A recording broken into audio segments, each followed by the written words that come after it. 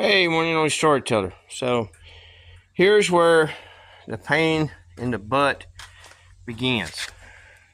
I say that because that's what it's going to be. I say that because I have already done this. As you can tell by the debris down inside of there, see all the grass. As you can tell by the poor old fuse box, all the mud, all that, every last bit of that. Every last connector, as you can tell here, is going to have to be cleaned. Every bit of it. I swear, I'd had this all done before the flood in 2021. It was as clean, it looked as good as a brand new harness. But as you can tell, I am going to have to lick this calf again.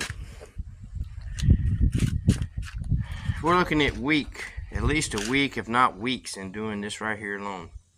Wiping it all down. I have some water, some soap over there to wipe it all down.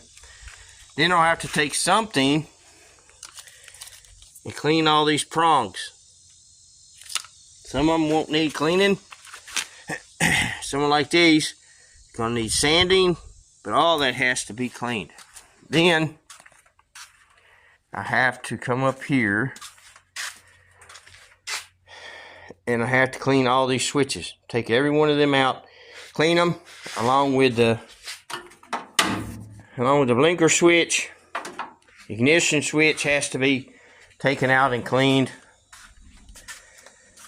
And here's one good thing. I got me a C4 and C6 automatic transmission, rebuild and modify, just kind of get me caught up, kind of get me familiar with doing it again. See y'all.